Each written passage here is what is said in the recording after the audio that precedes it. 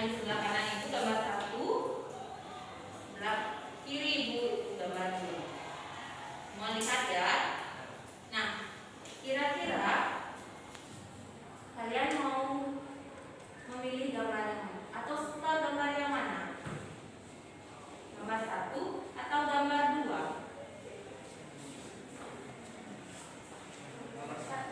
Gambar 1. Oke. Di sini gambar 1. Ada yang memilih gambar 2 sebelah sini? Tidak.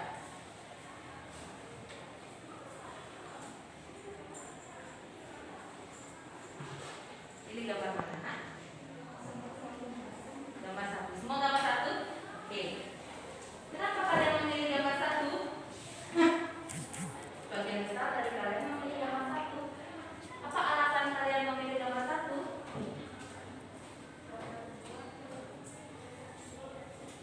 Gambar 2? Oke, gambar 2 stres ya di gambar 2 muridnya. Kemudian ada alasan lain lagi.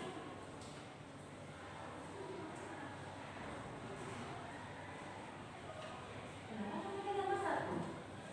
Nomor 1 terlihat seperti apa ya? Ceria, menyenangkan ya. Nah, itulah tujuan dari kesepakatan kelas ya anak-anak ya. Jadi menciptakan suasana kelas yang menyenangkan. Nah, kira-kira apa sih itu kesepakatan kelas? Sudah ada yang tahu? Nah, kesepakatan kelas itu yang pertama yaitu membantu guru dan siswa membentuk kelas agar pembelajaran menjadi lebih efektif ya, kegiatan menjadi lebih efektif. Kemudian yang kedua, kesepakatan kelas itu yaitu ada harapan dari guru kepada muridnya. Ya, kesepakatan kelas itu. Selain harapan guru dan murid kepada murid ya, harapan murid juga kepada gurunya itu ada di sana. Jadi ada timbal baliknya, harapan guru kepada murid dan harapan murid kepada guru. Kemudian di sana di kesepakatan kelas itu guru dan murid bersama-sama mengembangkan atau membentuk apa yang diinginkan ya. Jadi apa yang diharapkan. Jadi di sana bersama-sama didiskusikan gitu ya, disepakati. Paham ya anak-anak ya? Nah, kenapa sih kita harus membuat kesepakatan kelas? Ada yang tahu? Supaya pembelajaran menjadi lebih menyenangkan ya, atau pembelajaran berlangsung dengan nyaman. Siswa nyaman belajar, guru nyaman ya, siswa senang, guru senang, karena ada harapan dari kalian dan ada harapan dari guru yang tadi kita diskusi. Anak-anak ya. Nah, di sana di kesepakatan kelas itu nanti kalian bisa sebelum menjadi kesepakatan, kalian itu bisa menyampaikan pendapatnya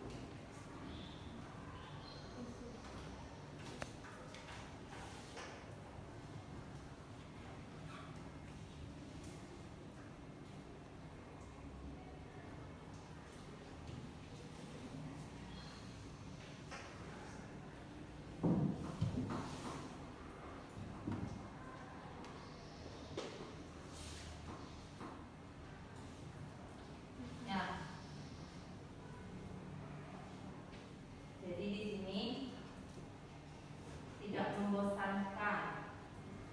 Ada puitis ya, menyenangkan, bersih, santai. Sudah semua masukkan jawaban? Ada yang belum? Ada game, berkelompok.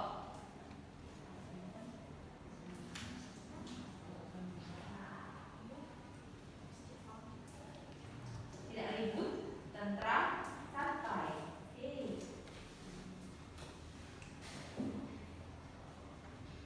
Oke. Nah, di sini ada kata tertib.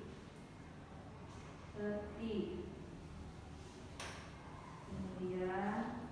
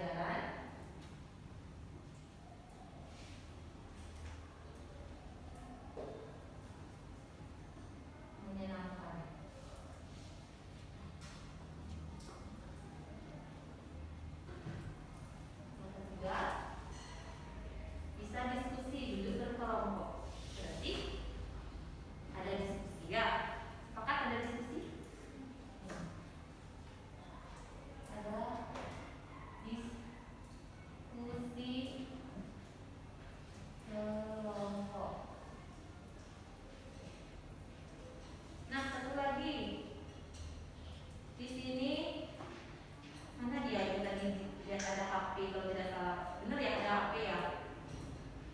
Bisa searching HP, oke. Ibu masukkan di sini. Jadi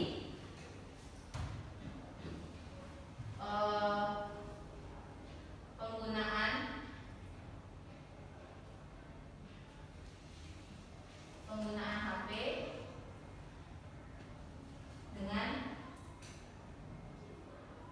izin. Nah, kalau seperti itu bagaimana? Cocok? Cocok ya. Apalagi ya? Pelajaran menyenangkan. Berarti di sini ada game atau kuis. Yang ini cocok ya. Ada lagi yang bisa ditambahkan dari 4 kesepakatan itu? Saling menghormati. Mungkin ada yang ditambahkan atau yang dikurangi. Bagaimana? Anak-anak? Siapa yang mau mengajukan pendapat? Apakah ada yang mau ditambahkan? Mungkin ada pendapatnya yang perlu Pak Ibu masukkan. Tidak apa-apa.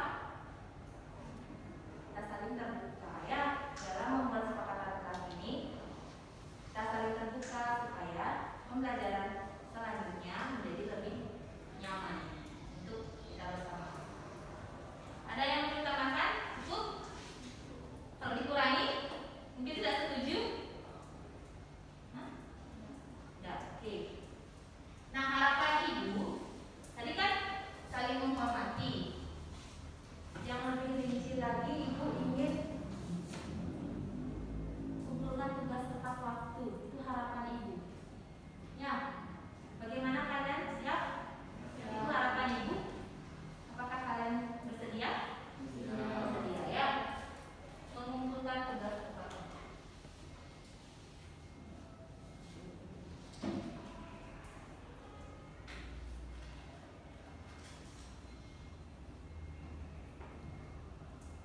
Nah, kira-kira dari kesepakatan ini, kalau kalian melakukan pelanggaran, nah, kesepakatannya tidak jalan ya. Jadi ada mungkin begitu boleh nego.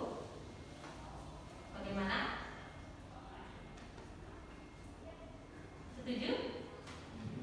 Ada pengurangan nilai? Ya, oke. Jadi poinnya dikurangi ya. Kalau misalnya kalian mengumpulkan tugas tidak tepat.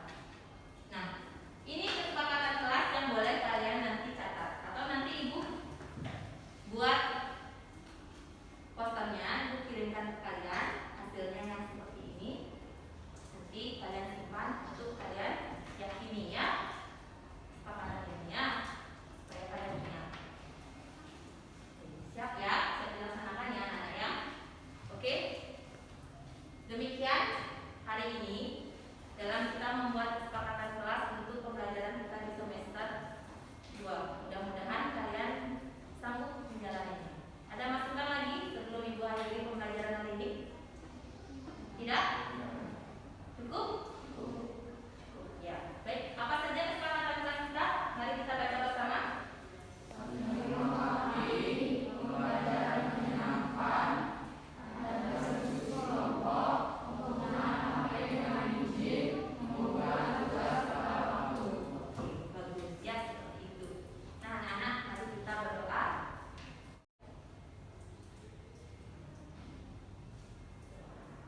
Berdoa selesai. Parama Santi. Om Santi Santi Santi Om. Terima kasih anak-anak.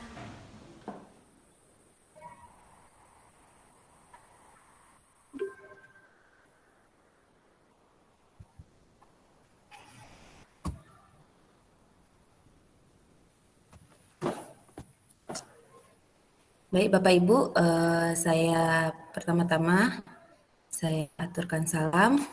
Om Swastiastu. Assalamualaikum warahmatullahi wabarakatuh. Salam sejahtera. Namo Buddhaya. Salam kebajikan Rahayu. Jadi sebelum kegiatan ini dimulai, mari kita bersama-sama melakukan doa agar berjalan dengan lancar. Berdoa saya yang pimpin. Menurut agama dan kepercayaan, berdoa dimulai.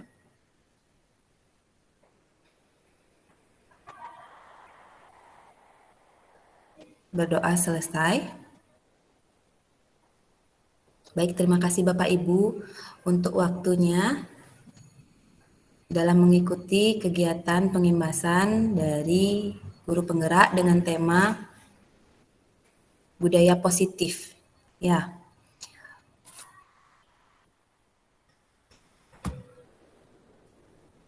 saya akan share presentasi.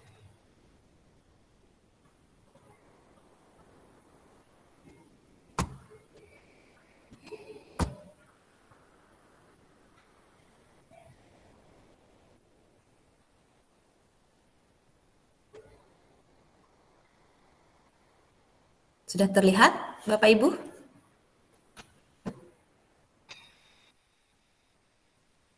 Baik, sudah ya. Sudah.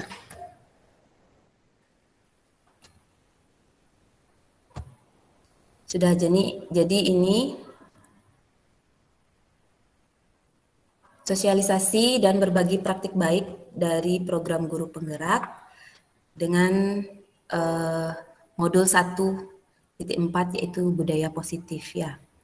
Jadi sebelum ke materi, saya ada pertanyaan untuk Bapak Ibu ya.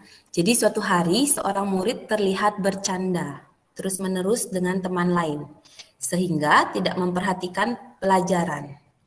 Kemudian guru merasa kesal dengan murid tersebut dan meminta murid tersebut pindah ke depan agar murid tersebut memperhatikan pembelajaran.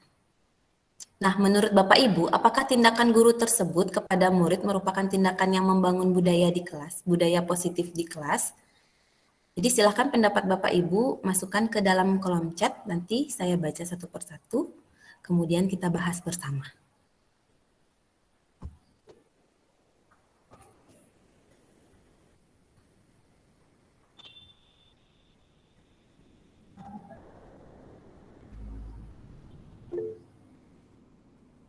Baik, Ibu Dharma, silakan aktifkan mic-nya.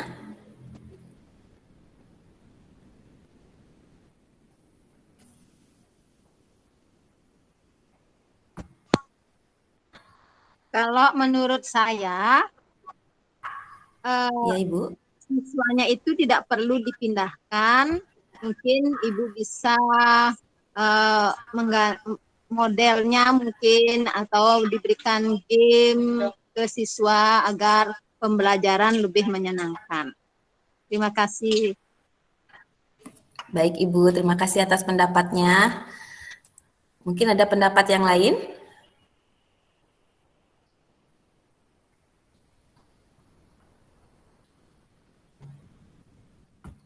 Coba saya cek di kolom chat, apakah ada yang memberikan pendapat?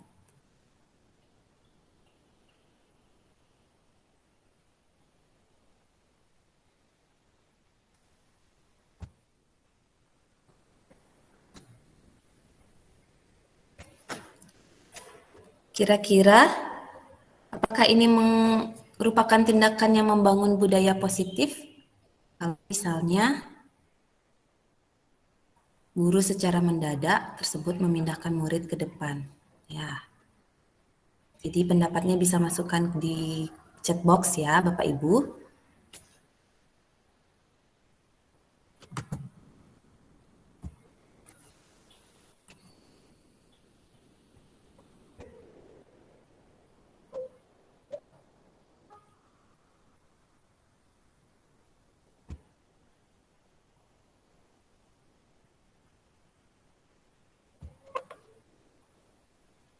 Oke, jadi ada yang bagaimana?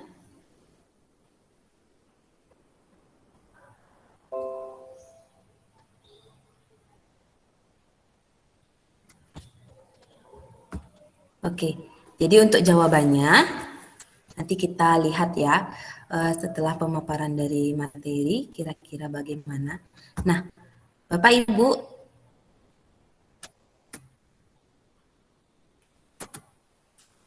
jadi mari kita bahas bersama ya poin-poin penting dalam membangun budaya positif ya. Yang pertama itu tujuannya membangun budaya positif adalah menumbuhkan karakter anak ya. Yang kedua, tujuan dari disiplin adalah agar anak memahami perilaku mereka sendiri, kemudian anak bisa mengambil inisiatif, bisa bertanggung jawab, lalu bisa menghargai diri mereka sendiri dan orang lain. Kemudian yang ketiga yaitu tindakan guru harusnya bagaimana? Tindakan yang tepat yaitu bertanya dan membuat kesepakatan agar mendorong motivasi intrinsik atau motivasi dari dirinya sendiri ya, dari dalam diri anak. Nah, ini yang di tulisan-tulisan merah inilah poin-poin penting yang akan kita bahas bersama-sama pada hari ini. Ya, jadi topik yang dibahas pada hari ini yaitu yang pertama arti dari budaya dan disiplin positif. Yang kedua yaitu keyakinan atau kesepakatan kelas. Yang ketiga yaitu kebutuhan dasar manusia. Yang keempat itu posisi kontrol. Yang kelima yaitu segitiga restitusi. Kita mulai ya. Nah, budaya positif. Apa sih budaya positif itu? Jadi, budaya positif itu adalah nilai atau keyakinan atau kebiasaan yang berpihak kepada murid, salah satunya dengan membuat keyakinan kelas atau kesepakatan kelas. Jadi di mana setiap tindakan atau perilaku yang dilakukan di dalam kelas dapat menentukan terciptanya sebuah lingkungan yang positif. Ya. Kemudian, jadi untuk terbentuknya budaya positif itu pertama-tama perlu diciptakan dan disepakati keyakinan-keyakinan. Jadi keyakinan kelas itulah yang akan membentuk budaya positif nantinya. Ya. Jadi seperti itu. Kemudian, nah, kira-kira bagaimana cara membuat murid disiplin? Siapakah yang bisa mendisiplinkan murid? Apakah guru bisa mendisiplinkan murid? Atau kepala sekolah? Atau orang tua murid itu sendiri? Atau murid itu sendiri? Kira-kira siapa Bapak Ibu?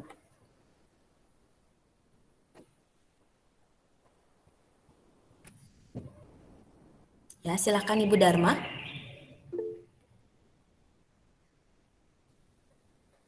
Mic-nya Ibu Dharma diaktifkan. Yang mampu mendisiplinkan siswa pada saat pembelajaran pastinya guru yang ada di kelas dengan tekad dari siswa tersebut. Baik, bagus Terima sekali Ibu kasih. Dharma. Berarti sangat diperlukan motivasi dari murid itu sendiri ya untuk mendisiplinkan. Jadi seperti itu. Kemudian, nah, apa sih makna dari disiplin itu? Ada yang tahu tidak Bapak Ibu? Makna dari disiplin.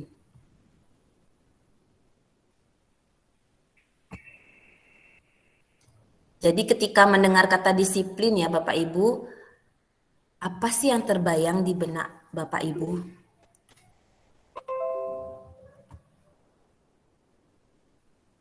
Ibu Dharma angkat tangan lagi ini. Silahkan.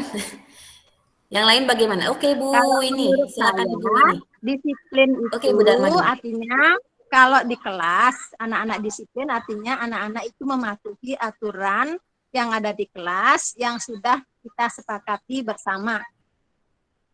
Terima kasih. Oke, terima kasih Ibu Dharma. Ibu ini ada pendapat mungkin? Terima kasih atas kesempatannya. Menurut saya sependapat, pada intinya saya sependapat dengan Bu Dharma bahwa disiplin itu intinya adalah menaati aturan yang ada, baik itu kesepakatan maupun aturan-aturan yang tertulis.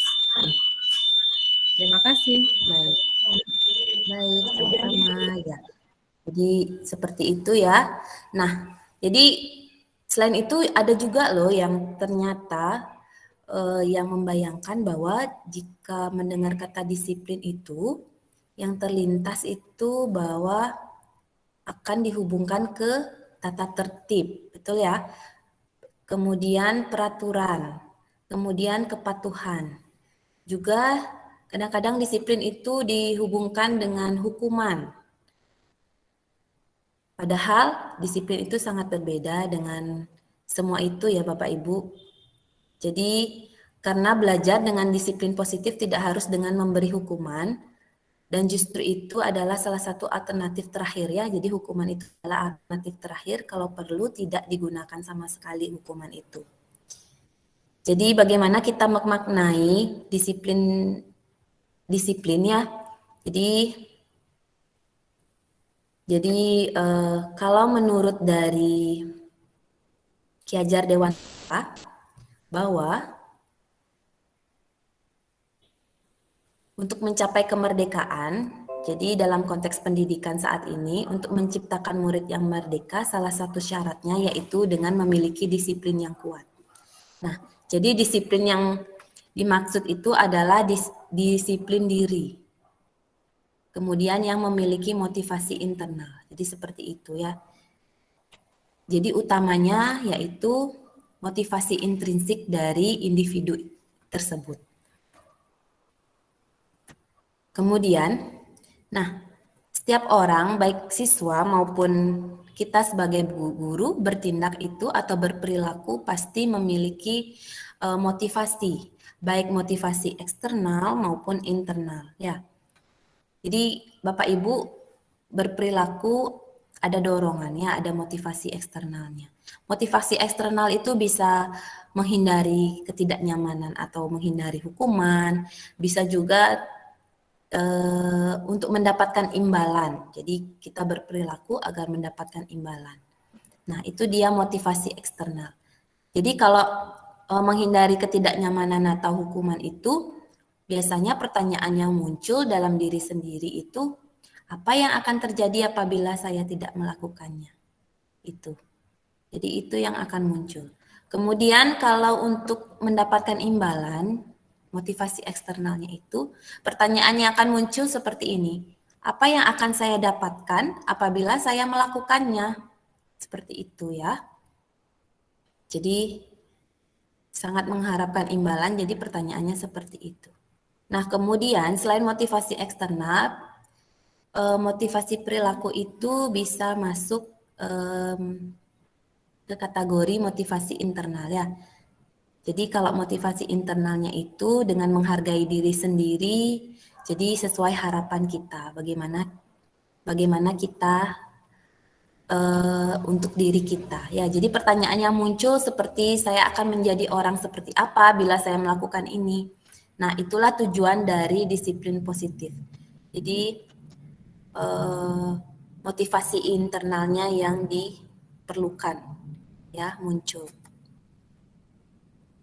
Kemudian ke materi selanjutnya yaitu tentang keyakinan atau kesepakatan kelas ya.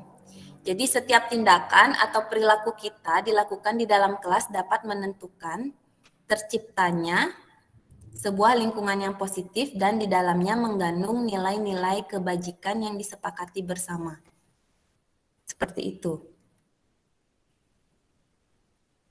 Nah, keyakinan kelas atau kesepakatan kelas, kira-kira bagaimana dengan peraturannya? Kenapa kita tidak menggunakan peraturan? Kenapa harus menggunakan keyakinan atau kesepakatan kelas? Jadi, coba Bapak Ibu pikirkan mengapa kita memiliki peraturan harus menggunakan helm bila mengendarai kendaraan roda 2? Coba siapa yang mau menjawab? Mengapa kita memiliki peraturan harus menggunakan helm bila mengendarai kendaraan roda 2? Siapa yang mau menjawab?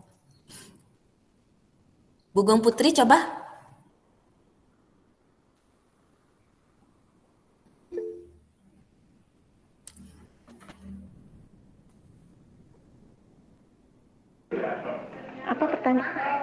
Apa pertanyaannya? Mengapa kita harus menggunakan helm jika kita mengendarai kendaraan roda 2? Halo? Halo. Iya. Mengapa Bisa diulang? kita memiliki peraturan harus menggunakan helm bila mengendarai kendaraan roda 2? Kira-kira keyakinan Saya akan apa coba yang menjawab. Ibu, ya, Ya, saya coba jawab. Terima kasih Bu Dian. Ketika kita menggunakan alat transportasi, khususnya sepeda motor, tidak saja sepeda motor ya, saya rasa kalau pakai sepeda juga menggunakan helm. Itu semata-mata demi keselamatan diri kita. Itu oke, saja. baik. Terima kasih Ibu. Ya, Iya. jadi keselamatannya adalah keselamatan. Kemudian pertanyaan kedua, mengapa kita memiliki peraturan 3M? Ya, menggunakan masker, mencuci tangan, menjaga jarak. Kira-kira nilai keyakinannya seperti apa? Siapa yang mau menjawab? Dan apa yang diyakini ya? Silakan Ibu Dharma.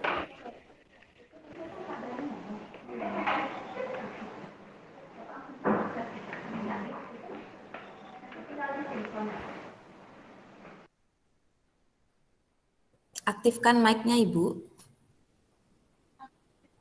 Terima kasih. Keyakinan saya melaksanakan 3M itu adalah saya akan merasa menjadi lebih sehat dan saya juga memberikan kesehatan pada orang lain. Terima kasih. Baik, terima kasih Bu Dharma. Jadi demi kesehatannya. Nah, bagus sekali.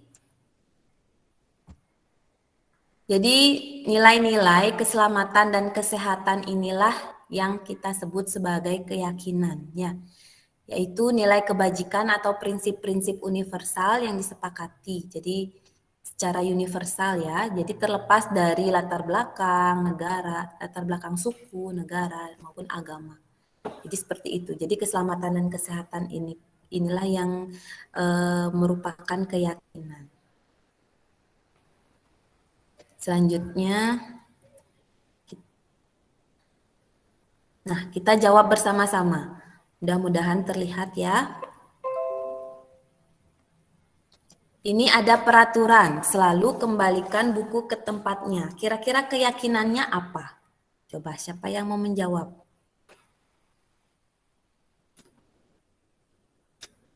Kemudian ada dilarang mengganggu orang lain. Nilai kebajikan yang dituju apa? Keyakinan kelasnya. Kemudian hadir di sekolah 15 menit sebelum pembelajaran dimulai. Kemudian dilarang melakukan kekerasan. Dilarang menggunakan narkoba seperti tadi. Bergantian atau menunggu giliran. Kemudian menggunakan masker ya seperti tadi. Keyakinannya itu kesehatan ya. Jangan berlari di kelas atau di koridor. Nah, kira-kira keyakinan kelasnya seperti apa untuk selalu kembalikan buku ke tempatnya? Siapa yang mau menjawab?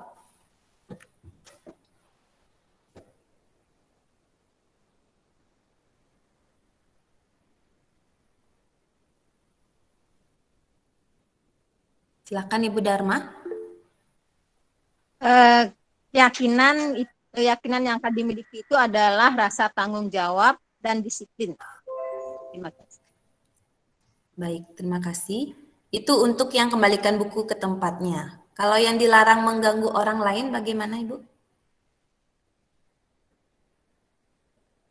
Kalau yang mengganggu orang lain ya kita tanggung jawab untuk memberikan kenyamanan kepada setiap orang yang ada di sekitar kita.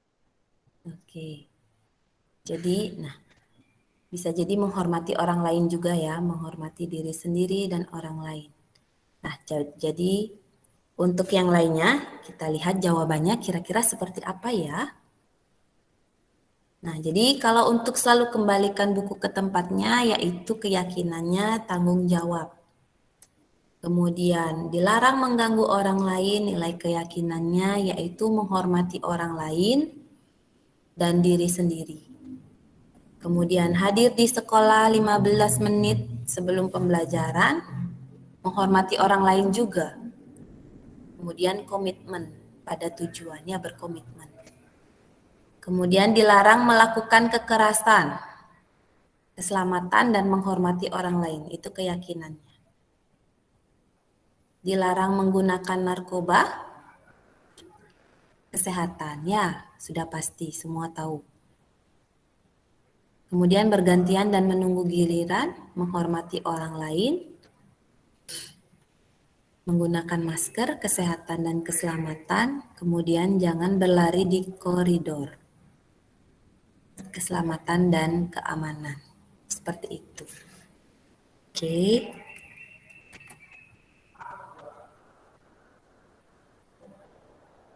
Nah, jadi untuk tindakan tersebut ya, kalau misalnya siswa melakukan pelanggaran, murid melakukan pelanggaran, jadi ada beberapa tindakan guru ya, bisa dia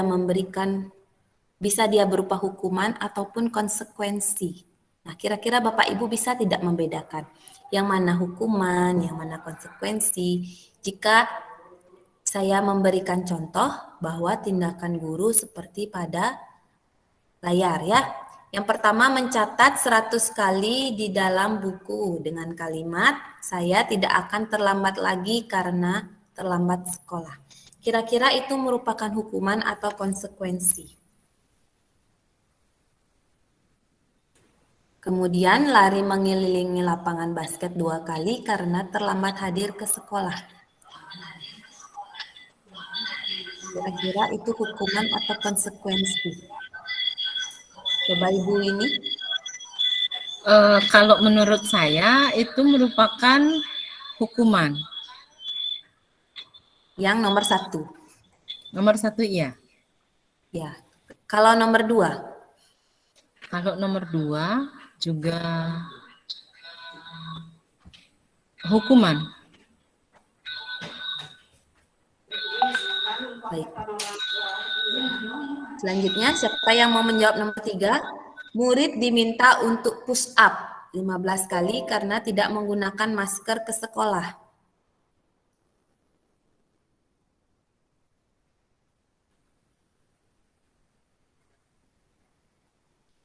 Kira-kira itu hukuman apa konsekuensi? Kan Ibu Dharma? Kalau menurut saya karena ada gini, misalnya karena kan tidak menggunakan masker tapi hukumannya lari. Gininya lari berarti saya termasuk itu hukuman. Ya. Karena tidak pakai masker kok lari. Gitu. Ya. Kemudian menggantikan kertas tugas teman yang telah dicoret-coret. Kira-kira itu hukuman atau konsekuensi? Kayaknya sih, kalau menurut saya konsekuensi. Oke, baik Ibu Winnie. Karena Kasih jawabannya. kalau oke.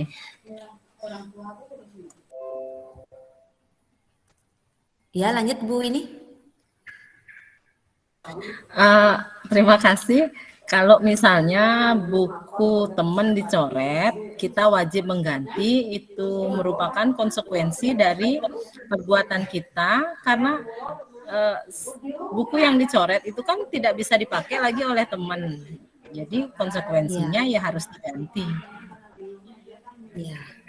Nih, sekian. Bagus sekali. Kemudian membersihkan tumpahan air di meja tulis karena tersenggol pada saat belajar.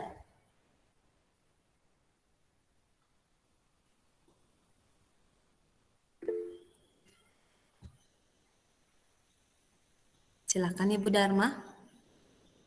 Kalau menurut saya itu konsekuensi. Karena dia yang menumpahkan, dia harus bertanggung jawab dengan perbuatannya dia. Ya, kalau dia pakai masker, lari atau push up itu kan hukuman. Tapi kalau dia menumpahkan air di meja, nah kemudian dia wajib untuk membersihkan. Nah itu konsekuensi. Ya. Ya. Terima kasih.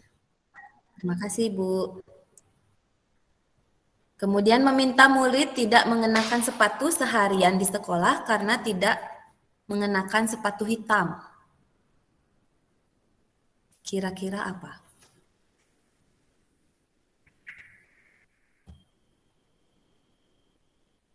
Apakah hukuman atau konsekuensi? Ya, silakan.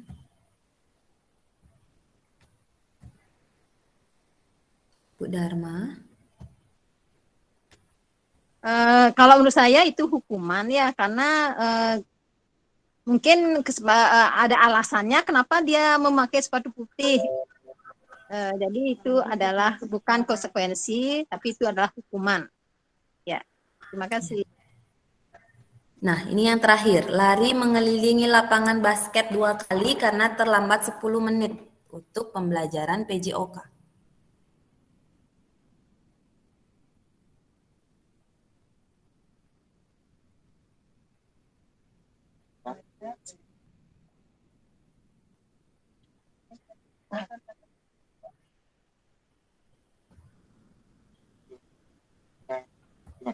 Kira-kira apa? Saya menjawab ya, Gek ya. Mungkin Oke. gini ya, ini kan sudah dari kita tidak tahu kesepakatan antara guru dengan siswa bahwa tidak ada yang terlambat. Jika ada yang terlambat, maka hukumannya, konsekuensinya itu lari keliling lapangan. Jadi itu konsekuensi kalau itu sudah menjadi kesepakatan. Terima kasih. Oke, baik Ibu. Bagus sekali. Nah, jadi kita lihat ya jawabannya ya. Oke, betul sekali ya. Jadi yang termasuk konsekuensi itu bagaimana kita bisa menggantikan kertas tugas teman yang telah dicoret-coret karena memang tidak bisa digunakan lagi. Kemudian membersihkan tumpahan air di meja karena tersenggol saat belajar. Itu memang konsekuensi. Dan lari mengelilingi lapangan. Kenapa itu disebut? Karena memang ada kesepakatan sebelumnya. Jadi bisa dibilang hal tersebut konsekuensi. Jadi untuk konsekuensi itu bisa berhubungan dengan apa yang dilakukan kesalahannya. Jadi tidak jauh berbeda dari kesalahannya. Itu untuk tindak lanjutnya ya begitu. Itu untuk konsekuensi. Kalau hukuman itu tidak nyambung antara kesalahan dengan hal yang harus mereka dapatkan. Begitu. Nah, jadi ini perbedaan hukuman dan konsekuensi. Jadi kalau hukuman itu dia sesuatu yang menyakitkan harus terjadi. Ya. Kemudian konsekuensi sesuatu harus terjadi. Kemudian hukuman itu jadi dapat membuat anak sakit, baik fisik maupun hatinya. Ya, untuk jangka waktu yang lama. Tapi kalau konsekuensi, anak tersebut hanya merasa tidak nyaman dalam waktu yang pendek, dalam jangka waktu yang pendek. Jadi hanya sebentar. Kemudian untuk hukuman, dampaknya itu anak akan membenci kedisiplinan. Kemudian untuk konsekuensi, anak-anak akan menghargai disiplin. Lalu hukuman itu berupa paksaan.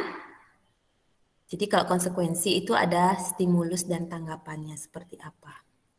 Kemudian hukuman mendorong anak menyakiti diri sendiri. Lalu kalau konsekuensi dia mendorong anak agar mudah menyesuaikan diri. Kemudian hukuman itu akan berdampak konsep diri anak akan buruk. Namun konsekuensi itu konsep diri akan menjadi baik. Kemudian hukuman anak akan belajar berbohong atau menyembunyikan kesalahan. Tapi kalau konsekuensi, anak akan belajar untuk mematuhi peraturan dan bertanggung jawab. Lalu perasaannya bagaimana kalau dihukum? Akan muncul marah, kemudian rasa bersalah, kemudian dipermalukan, dan merasa tidak dihargai. Nah, kalau konsekuensi, dia hanya kehilangan hak dia sementara, ya. Dan dibuat tidak nyaman, kemudian itu hanya berkisar sebentar saja, seperti itu, ya, untuk hukuman dan konsekuensi. Nah, kemudian materi selanjutnya yaitu kebutuhan dasar manusia. Jadi orang atau baik kita sebagai guru maupun siswa itu kita bertindak juga melakukan sesuatu itu ada kebutuhan dasar. Kadang kita tidak paham kebutuhan dasar kita seperti apa. Kita tidak sadar kita melakukan itu, ternyata kita sedang butuh sesuatu. Jadi kebutuhan dasar manusia itu ada kasih sayang, ya. Kemudian ada kesenangan, kemudian ada penguasaan, kemudian ada kebebasan atau freedom, lalu ada bertahan hidup ya, survival. Itu yang pertama yang survival, bagaimana untuk bertahan hidup. Lalu kalau kebutuhan kasih sayang, kira-kira apa sih yang dilakukan anak-anak jika anak-anak tersebut butuh kasih sayang? Kira-kira apa sih tindakan apa yang keluar dari anak-anak jika kebutuhan anak-anak tersebut sedang ingin memenuhi kebutuhan penguasaannya? Lalu kira-kira seperti apa anak-anak tersebut jika anak-anak ingin bersenang-senang? Kira-kira seperti apa contoh perilaku yang muncul jika anak-anak kekurangan kebutuhan kasih sayang? Mungkin Bapak Ibu yang sudah mengenal. Maaf, Mak. Ya. Mungkin saya mau menjawab. Mungkin Ya, silakan, bila Ika. anak tersebut merasa kekurangan kasih sayang ya, dia akan lebih bersikap mencari-cari perhatian, biar orang-orang itu lebih respect ke dia ya. Iya. Jadi seperti itu ya. Jadi perlu perhatian. Jadi bagaimana dia bertindak agar guru tersebut melihat anak tersebut. Kemudian untuk yang kesenangan, kira-kira anak-anak seperti apa ya?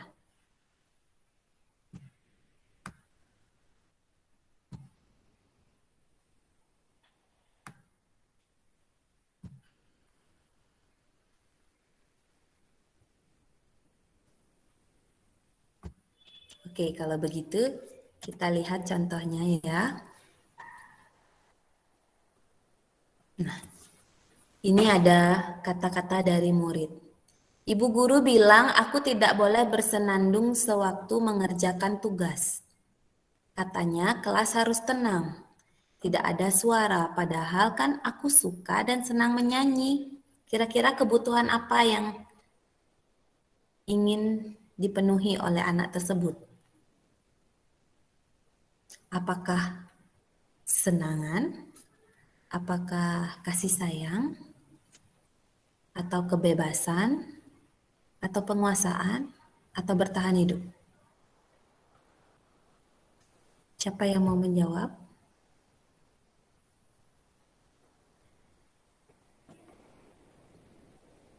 Silakan Bu Gung.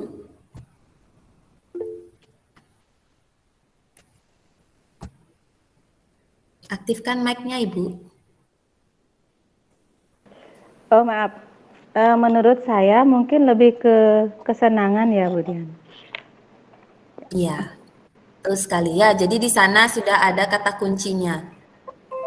Aku suka dan aku senang, begitu ya. Nah, untuk yang kedua, Ibu guru tidak menyapaku hari ini, padahal aku pakai jepit rambut baru. Nah, seperti apa ya kebutuhannya? Kalau seperti itu muridnya ngomong, kurang apa sih dia? Butuh apa sih anak tersebut?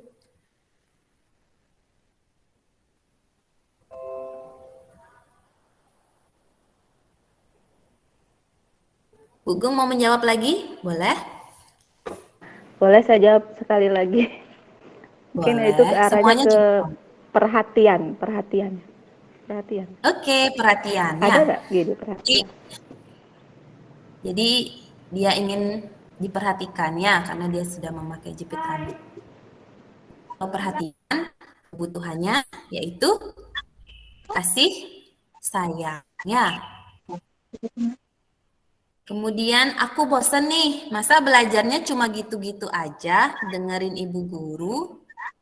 Kira-kira kebutuhannya apa kalau muridnya ngomong seperti itu?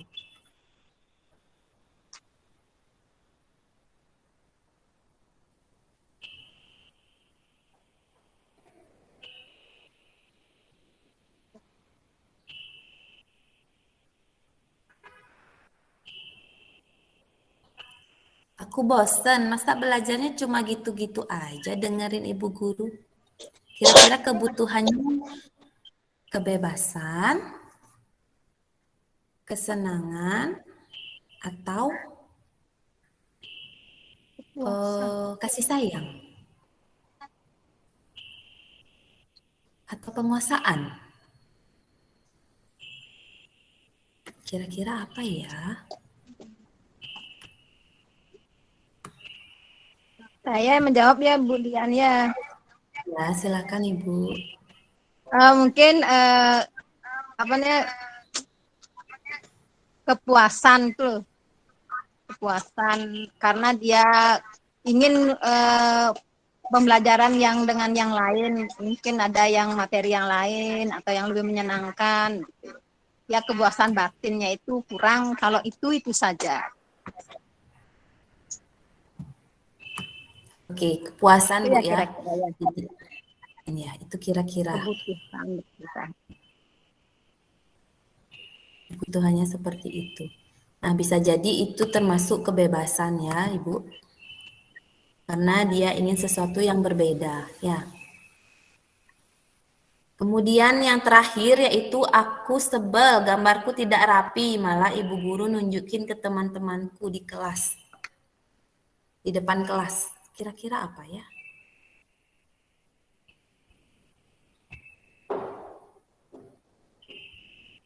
Apakah dia penguasaan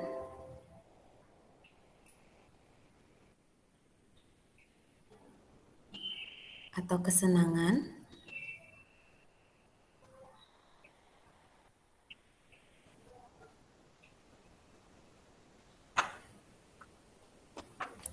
Kalau menurut saya kesenangan ya, karena dia tidak merasa senang gitu. Jadi kesenangan dia terhambat Oh, begitu. dengan memamerkan pekerjaan yang tidak dia senangi begitu.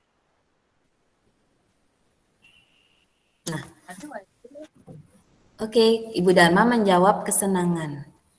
Tapi kalau misalnya saya ini bilang kebutuhan dari pengakuan atau penguasaan, bagaimana? Jadi kalau penguasaan itu biasanya terkait dengan bagaimana kebutuhan dari pengakuan atas kemampuan dirinya. Ya, jadi bagaimana kebutuhan ini berhubungan dengan kekuatan untuk mencapai sesuatu. Kompetensi yang dia miliki, keterampilan yang dia miliki, prestasi yang dia miliki, agar bisa diakui oleh orang lain. Apabila dia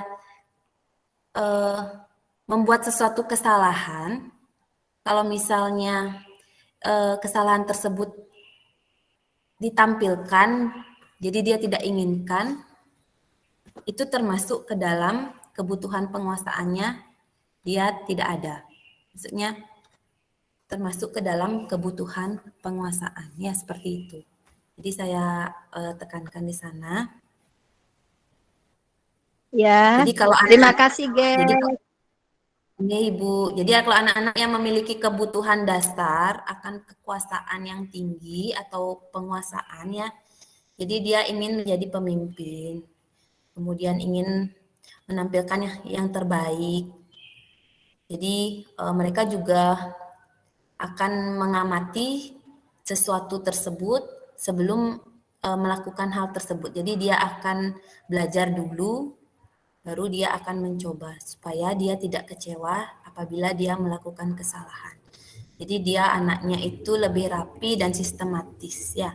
Jadi kalau berbuat kesalahan tanpa persetujuannya untuk dipamerkan, dia akan merasa bersedih. Itu biasanya kalau penguasaan seperti itu. Kemudian selanjutnya Nah,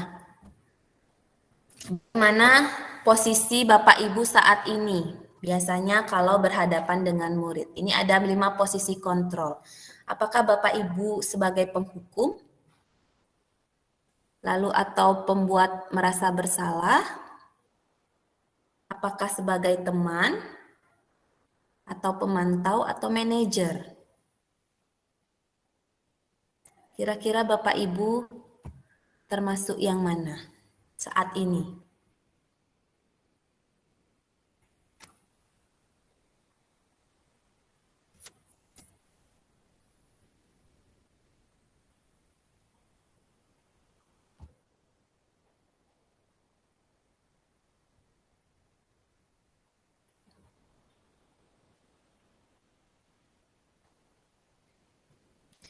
Jadi kalau sebagai penghukum, ibu gurunya biasa, bapak atau ibu gurunya biasa berkata, kalau kamu tidak melakukannya, awas ya, rasakan. Kira-kira pernah nggak berbicara sama murid-murid? Atau mungkin Bapak Ibu pernah membuat murid merasa bersalah. Kamu seharusnya sudah tahu, ibu lelah sekali mengatakannya, ibu stres. Jadi membuat murid merasa bersalah bahwa ibu gurunya stres, agar murid merasakan apa yang dirasakan ibu gurunya. Kemudian ada yang di posisi teman. Jadi lakukan demi ibu, masa kamu tidak mau? Ingat tidak ibu pernah bantu? Nah seperti itu biasanya ibu guru, gurunya ya. Kalau pemantau, posisi guru hanya bertanya, apa peraturannya? Nah, jika murid melakukan kesalahan atau pelanggaran, apa peraturannya?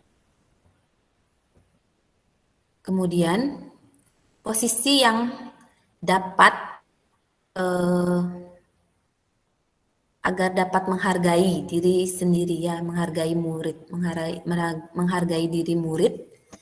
Itu untuk posisi manajer, itu seorang guru hanya bertanya apa yang kita yakini. Jadi kita sudah punya keyakinan atau kesepakatan, lalu kita hanya cukup bertanya apa yang kita yakini, kemudian apa yang perlu dikerjakan, apa yang perlu dilakukan untuk memperbaiki masalah ini. Itu biasanya untuk manajer. Kira-kira Bapak Ibu saat ini dalam posisi mana? Jadi dampaknya ya, kalau misalnya guru penghukum itu anak-anak akan memberontak, menyalahkan orang lain, kemudian berbohong. Lalu kalau untuk pembuat orang merasa bersalah itu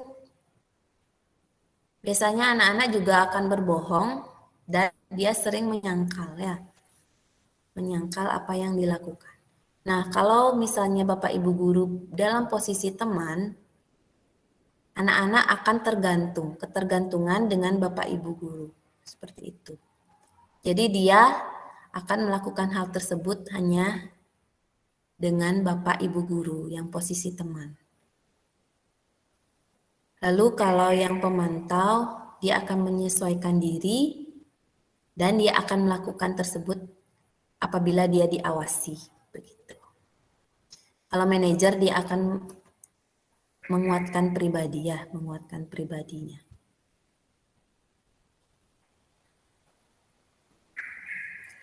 Nah, kira-kira apa sih kalau murid tersebut diberikan hukuman, nanti murid tersebut akan bicara, biarin, juga nanti bakal dimarahin lagi, seperti itu. Kalau merasa bersalah, jawaban pertama anak langsung, maafkan saya Bu, atau maaf seperti itu. Lalu kalau dalam posisi teman, anak-anak biasanya bicara, saya pikir Bapak Ibu adalah teman saya, ternyata begitu, seperti itu. Kalau pemantau, berapa banyak bintang yang akan saya peroleh. Jadi Lalu berapa halaman yang harus saya tulis seperti itu. Jadi dia akan bertanya balik seperti itu. Lalu kalau manajer, bagaimana cara saya bisa memperbaiki keadaan ini? Nah, kita sebagai Bapak Ibu guru sangat memimpikan ya murid yang seperti itu. Tapi agar murid bisa seperti itu, kita harus bertindak sebagai manajer ya, seperti itu. Jadi anak-anak mampu mengevaluasi diri dan mampu merefleksikan diri kira-kira bagaimana sih cara memperbaiki diri saya, begitu. Ya. Kemudian lanjut. Nah, bagaimana sih cara membuat atau bagaimana praktik membuat kesepakatan kelas? Ya, tantangannya seperti apa? Bagaimana jika murid melakukan pelanggaran? Nah, apa sih tindakan kita kalau murid melakukan pelanggaran? Apa tantangannya? Jadi keyakinan kelas itu seperti apa? Kesepakatan kelas itu bagaimana cara buatnya? Apa tantangannya? Ya. Nah, jadi kalau murid melakukan kesalahan atau pelanggaran, nah di sanalah kesempatan yang sangat baik bagi anak untuk belajar. Ya, jadi kesempatan yang baik bagi anak untuk belajar.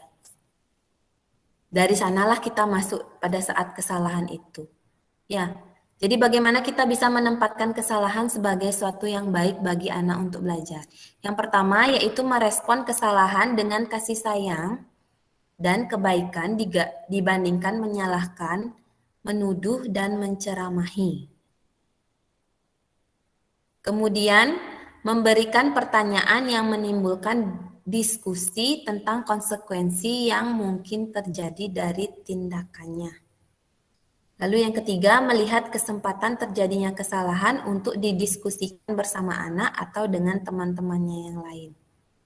Seperti itu. Jadi ini terkait dengan segitiga restitusi. Ya, restitusi. Yaitu materi, itu topik yang dibahas terakhir. Jadi apa sih itu restitusi? Nah, restitusi itu adalah proses menciptakan kondisi bagi murid untuk memperbaiki kesalahan mereka, sehingga mereka bisa kembali pada kelompok mereka dengan karakter yang lebih kuat. Ya, jadi murid yang akan memperbaiki kesalahan mereka, mereka yang bisa mencari jalan keluarnya, seperti itu. Tapi dengan bantuan atau fasilitas dari guru, seperti itu. Ya.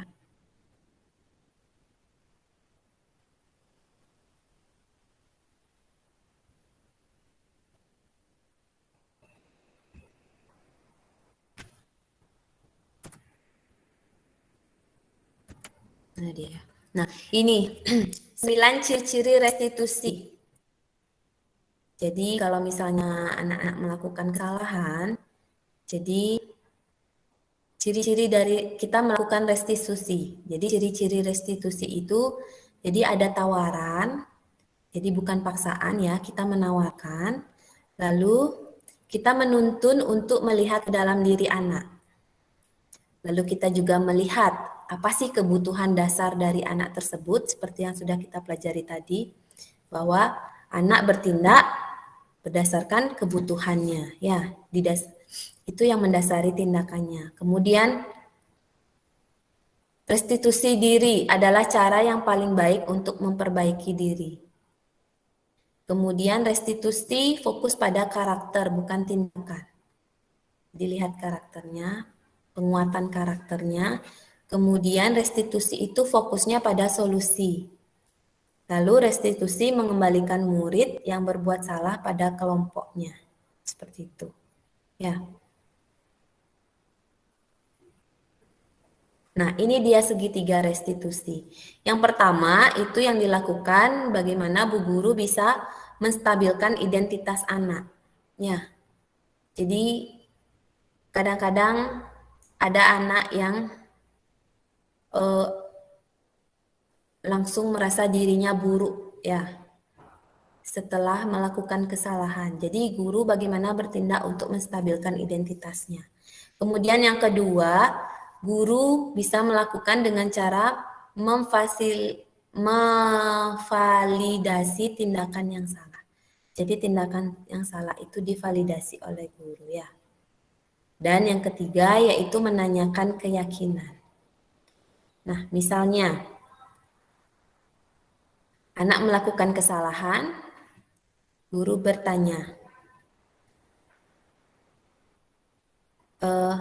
Ibu sudah dengar kamu melakukan seperti ini tadi. Tapi kesalahan ini bukan kamu satu-satunya yang pernah melakukan ini. Setiap orang pasti pernah melakukan kesalahan ini. Ibu tidak akan fokus pada kesalahanmu. Ibu ingin tahu alasanmu. Seperti itu menstabilkan identitas. Lalu validasi tindakan yang salah itu kalimatnya, kamu punya alasan mengapa melakukan itu. Bisa seperti itu. Lalu, apa kebutuhanmu? Jadi kita bisa bertanya, apa kebutuhanmu sehingga kamu bisa melakukan seperti itu? Atau, adakah cara yang lebih efektif untuk mendapatkan apa yang kamu butuhkan? Bisa seperti itu kalau untuk memvalidasi tindakan yang salah. Ya, jadi kita ingin tahu alasannya apa, agar kita bisa memancing anak untuk menemukan solusinya seperti apa. Ya, alasan, kebutuhan itu seperti apa. Kemudian menanyakan keyakinan. Ya, nilai-nilai apa yang telah disepakati. Jadi yang terakhir itu tanyakan keyakinannya. Ya, tanyakan apa yang sudah disepakati antara guru dan siswa tersebut sebelumnya. Lalu tanyakan, kamu ingin menjadi orang seperti apa? Seperti itu ya. Nah, jadi menstabilkan identitas tersebut, yang pertama itu, jadi murid yang merasa gagal karena dia berbuat salah, itu akan kembali lagi ke penilaian terhadap dirinya, yaitu penilaian yang positif. Jadi dia tidak akan menilai dirinya gagal ya. Jadi guru bisa berkata nanti Bapak Ibu ya, berbuat salah itu adalah hal yang manusiawi. Atau setiap orang pernah melakukan kesalahan, tidak hanya kamu saja, bisa seperti itu. Kita bisa menyelesaikan permasalahan ini, begitu ya. Atau Bapak Ibu bisa bilang, Bapak Ibu tidak tertarik untuk mencari tahu siapa yang benar dan siapa yang salah. Ibu hanya tertarik untuk menyelesaikan masalah ini. Bisa seperti itu untuk menstabilkan identitas. Anak-anak akan merasa lega ya. Atau Bapak Ibu bisa, kalau kamu menyalahkan dirimu sendiri terus-menerus, apakah kamu bersikap baik pada dirimu sendiri? Bisa seperti itu untuk menstabilkan identitas anak. Kemudian yang kedua yaitu validasi tindakan yang salah. Ya. Jadi untuk tindakan ini akan membantu murid untuk mengenali basic need atau kebutuhan dasar yang ingin dipenuhi ketika melakukan kesalahan. Ya, pada dasarnya setiap tindakan manusia itu ada tujuannya. Jadi ada kebutuhan dasarnya, baik itu penguasaan, baik itu kebebasan, atau rasa kasih sayang, atau diterima, atau kesenangan, dan bertahan hidup ya, seperti itu. Jadi Bapak Ibu bisa berkata nanti, kamu bisa saja melakukan hal yang lebih buruk kan, tapi kamu tidak melakukannya kan, seperti itu. Atau kamu pasti punya alasan mengapa melakukannya. Atau kamu boleh tetap berusaha menjaga sikap itu, tapi tambahkan sikap yang lain, yang baru. Boleh seperti itu. Atau maukah kamu belajar cara lain untuk mendapatkan yang kamu butuhkan tanpa harus memukul? Bisa seperti itu ya. Jadi kebutuhannya itu dikenali. Nah, yang terakhir menanyakan keyakinan. Jadi murid melihat kesalahan dihubungkan dengan nilai-nilai kebajikan diyakini ya. Jadi apa nilai yang kita percaya di kelas atau di sekolah? Kamu ingin menjadi anak yang seperti apa? Apa yang kamu rasakan ketika kamu melakukan itu? Kamu mau menjadi orang seperti apa? Bisa seperti itu. Itu segitiga restitusi kalau anak-anak melakukan kesalahan.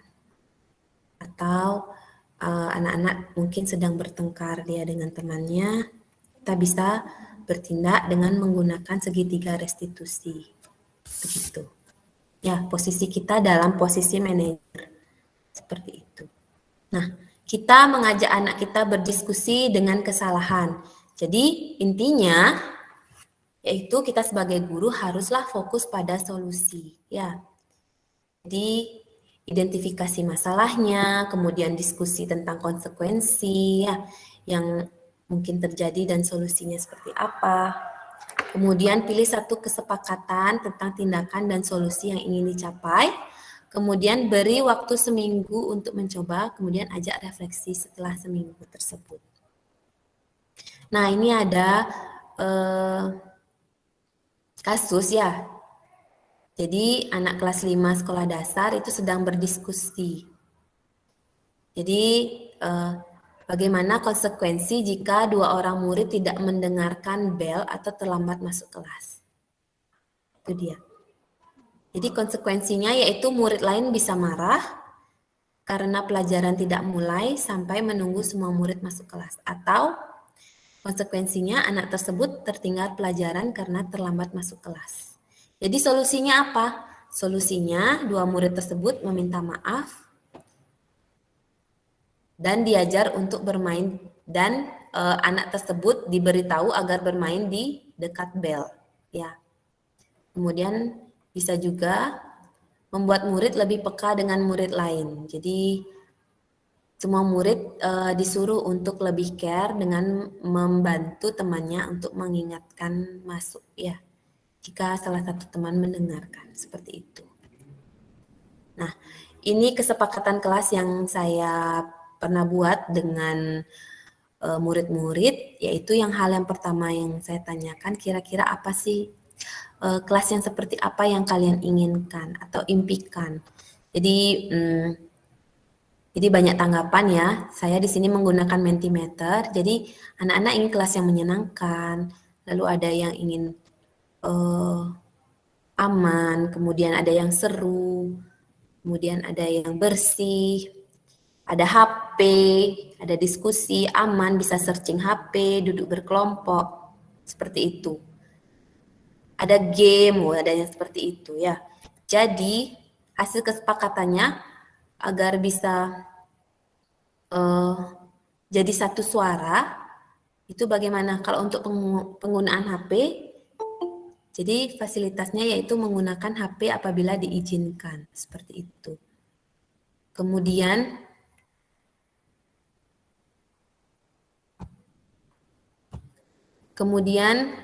bagaimana jika kelas teratur atau anak-anak tadi minta agar kelasnya itu saling menghormati, kemudian tenang, kemudian ada yang tidak membosankan, kemudian aman, tertib. Nah, seperti itu. Jadi bagaimana anak-anak akan tanggung jawab dengan tugasnya dan tepat waktu seperti itu ya. Jadi tertib dia ya, tepat waktu. Lalu anak-anak bisa berpartisipasi aktif. Kemudian ada yang diadakan game dan ice breaking.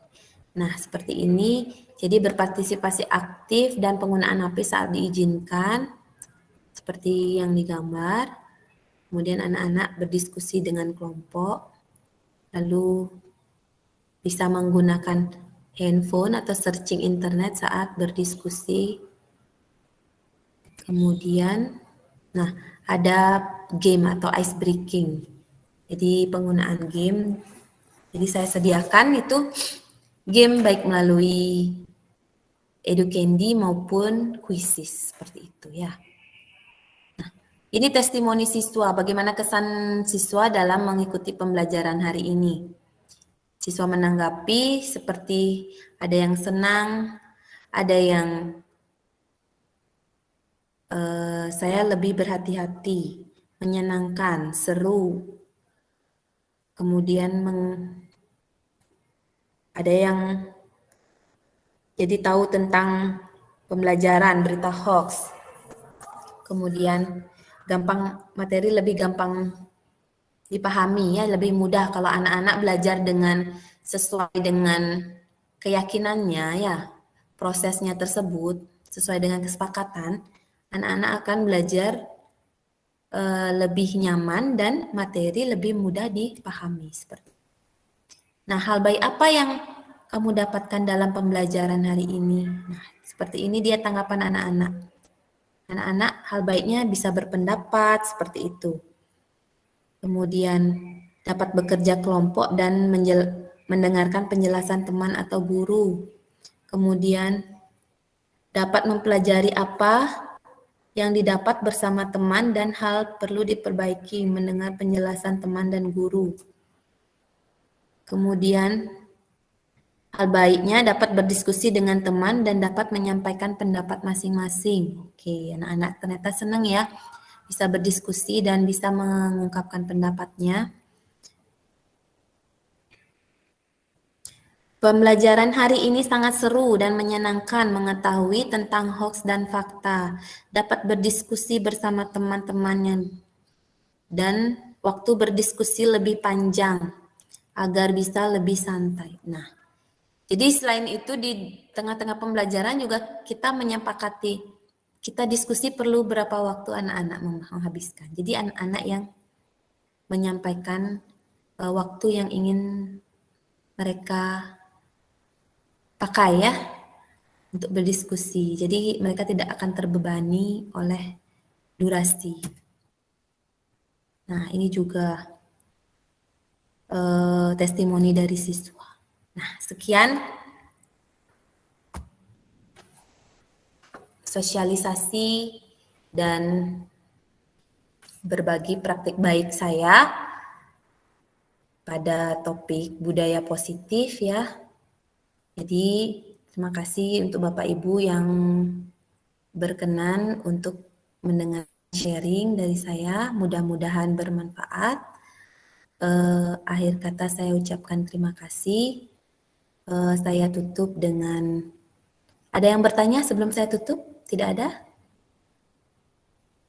Tidak ada? Baik, saya tutup dengan Parama Santi. Om Santi, Santi, Santi Om. Assalamualaikum warahmatullahi wabarakatuh. Salam sejahtera, namo buddhaya, salam kebajikan, rahayu. Selamat siang Bapak Ibu, terima kasih. Ya, selamat siang. Terima Selamat kasih siang. buat ibunya yang sudah di-sharing. Semoga sukses di Selamat akhirnya. beristirahat. Sukses Gelian. Go, go, go. Jangan ketawa. Tuh, Mitra.